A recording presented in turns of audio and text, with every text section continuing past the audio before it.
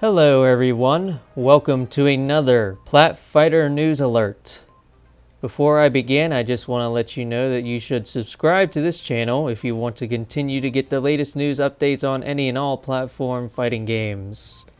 We've just had one of our most exciting months for Plat Fighters ever to take place in April, and things just keep getting announced in May, so strap in as we talk about some exciting new developments in the platform fighting game realm. The Rivals of Aether workshop community showed off their creations at the end of April going into May in a dual video presentation. There was a ton of custom content shown off over the course of these two videos, and I couldn't possibly go over it all here. But my highlights were seeing the releases of Neo, Solid Snake, Pepsi Man, Nikensho, Emmy, and Dread Samus. And I do have a video of me playing Dread Samus if you are interested.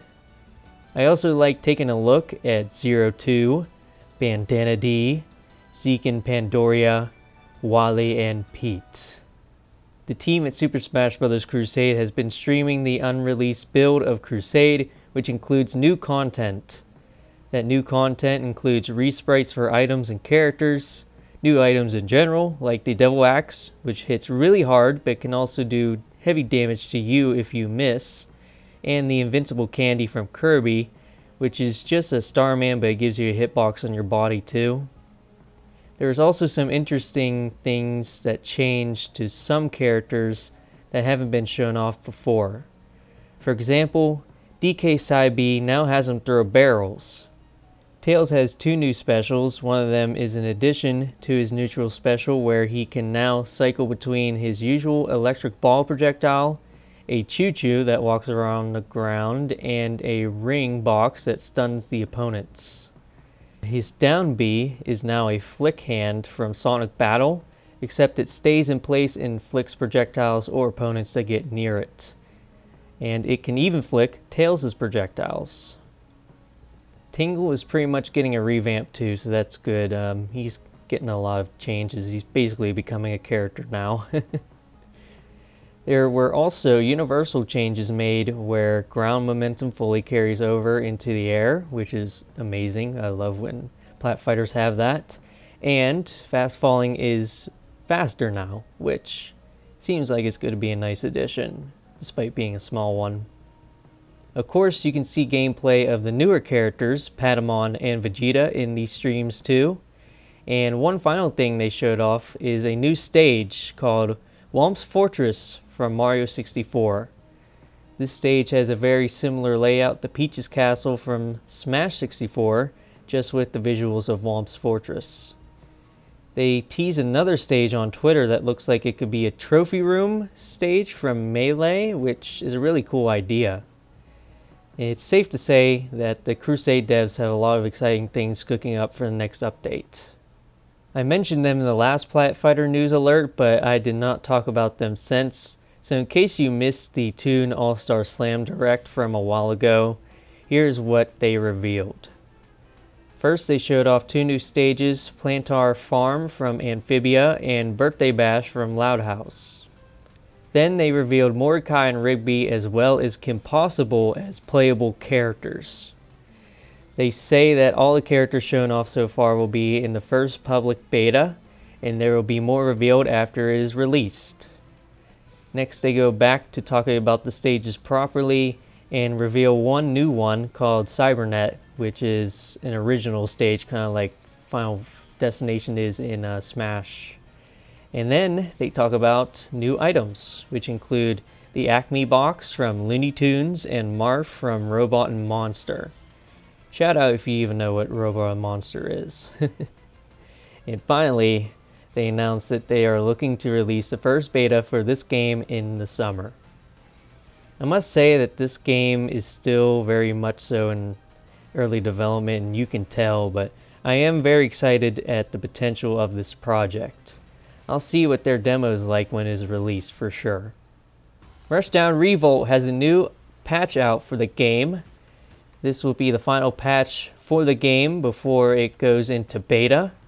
This patch includes character reworks, balance changes, a new stage called Holocene, visual updates, a campaign mode in beta, and revamped tutorials. It's safe to say that this is the biggest update to Rushdown Revo yet.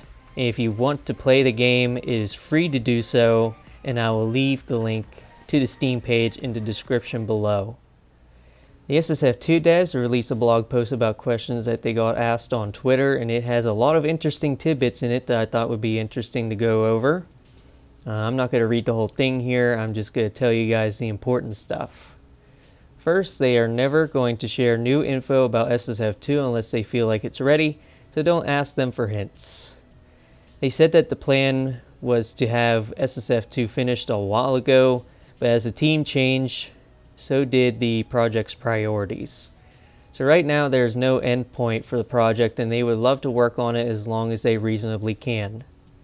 They said that there are many changes and things that got cut between version 0.6 to 0.7 to even 0.8, which is about the time where the team really started changing. They said that even then, things that were cut from back then are not off the table, so they can't really reveal specifics about if they'll bring back cut content. The SSF2 team likes to make iterations of characters that take things from all their appearances in Smash games, so they aren't always going to update characters to their latest official iterations. Anime characters are featured in SSF2 because Cloud liked them, and they had sprite sheets to work off of. Over time, they have given SSF2 its own identity as well, which the team likes. And the SSF2 team in general picks characters based off of many factors, and sometimes when inspiration hits, they just really go with their heart sometimes. They also like to have a good balance between having newcomers and veterans within the roster. They say that a Smash Flash Direct is unlikely, but never say never. They are always looking for ways to improve online, but it's tough since they still use Flash. SSF2 was made in the first place because of positive feedback Cloud got for SSF1. How long a character takes to make is dependent on many factors. They give an example on how Crystal basically took 3.5 years for her to become publicly playable. They said that 60 FPS is just not plausible, again, because of Flash. They do not plan on collaborating with other Smash fan games or projects. And finally, they want SSF2 to be a celebration of the video game communities that have all come together to play Super Smash Flash games, and hope it will continue to be discovered and have a place in people's hearts. Speaking of McCloud Gaming, let's quickly go over the updates we have gotten for FrameMakers since the Rivals Direct. They showed off the adjustments made to the Merchant Port stage, they showed off Orkane's Down Smash, they revealed the last song for the Merchant Port stage being a remix of Fight or Flight by Family Jewels. It's amazing. They showed off Orkane's back air animation, and finally they showed off Octodad's neutral air in action. Also, the art contest on the competitive FrameMakers Discord server I've brought up a couple times is over, and the winner was Radzo. You can check out an interview I did with him with the link on the top right of your screen. Sentinels Inc. showed off a new character named Tonpa. She looks like she takes inspiration from Captain America for her moveset, which is really sick. Obviously that character is also very much so in development, but I can't wait to see more of her. They also just in general show off gameplay on their Twitter pretty regularly, so you should give them a follow on there. Indie Rumble announced the winners of the alternate costume contest, which saw 2 new costumes for each early access character made by the community being added into the game officially. The next blog post they will do will include a character reveal, so keep your eyes peeled at the end of the month for that. Nickelodeon All-Star Brawl has promised to share character news this Friday, May 13th. This will most likely either be a character reveal or general information about how DLC will work, or both. Either way, I'm excited because we are now finally getting new content for the game that we don't know anything about beforehand. Rivals 2 has shown off more moves for characters in the game through VFX showcases.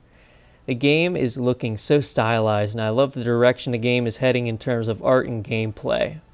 One more thing before the news ends. I got introduced to a new plat fighter in early development called Animal Brave. Seems to have more traditional fighting game mechanics in it and has crisp pixel animation, so shout out to it. And there you have it. Let me know if you guys like me going more in depth like this. I don't really want to keep too much of your time, but talking about plat fighters is fun for me. If there are things that I'm missing, let me know in the comments too. Other than that, leave a like if you made it this far, and I will see you on the next news alert. Bye.